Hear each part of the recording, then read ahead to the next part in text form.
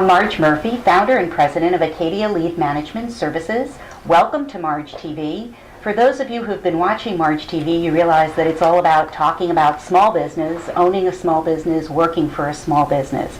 And today I've invited Scott Hull to come on to MargeTV and talk a little bit about his business and give us some insights into his wealth of experience in the creative world, shall we say. So Scott, tell us a little bit about yourself and your company. Oh, Marge, that's a pretty deep subject here. I'm Scott Hull again, as you said, and I've been representing illustrators for over 30 years. And what we do is we take and unite the talent with, let's just say, forward-thinking companies and brands. And what we do is we bring, or I should say, we help them grow their equity in visual assets. And that's what we're at. And I've seen quite a bit of Scott's work and the various artists that he's represented over the years. And it's amazing how you can bring a company to life, a brand to life through art. It's so amazing that something can feel alive. And I've seen examples of Scott's work in places such as Starbucks and Panera. I remember one time looking at a Pringles can that you had designed, and very, very interesting.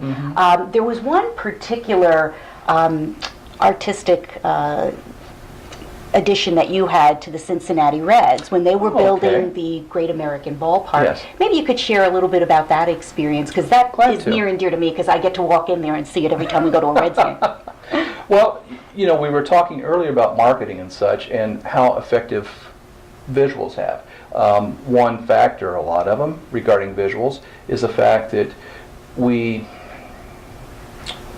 I guess, respond to work 60,000 times faster through visuals than we do through any other source. So visuals are very important when it comes to advertising or making any statement.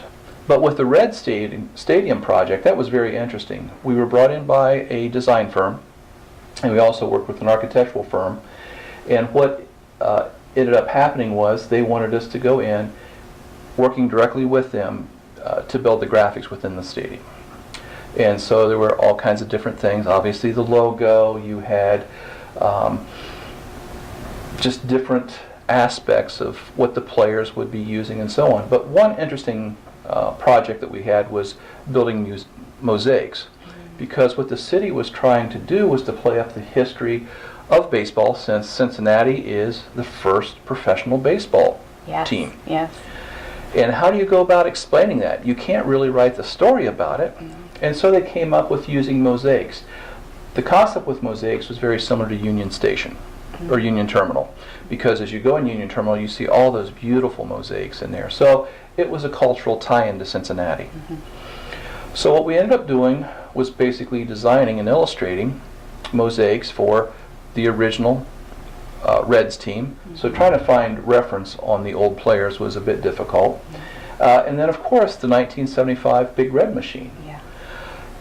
The interesting part with that, working with the Reds, was I didn't know this in terms of politics within the Reds, where you should position which player where.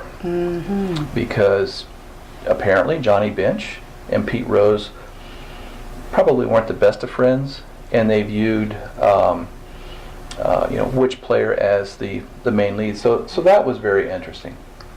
So that was the fun part of the project. A year or so afterwards, what we were looking at was the value. You know, being in small business, it's all about measurables. And is it working or not? Well, it's difficult to measure art, because art obviously is more of an emotional. It's not the monetary. And like the Reds, we can't measure the monetary of what the artwork brought in, because we're not putting butts in seats. Right. And how in the heck do you then measure the value of the art? I was having a conversation with somebody there at the stadium, and they commented that the 1975 Reds mosaic was the most photographed part of the park. And so right there, the light bulb went off and said, that's where the visuals. That's amazing.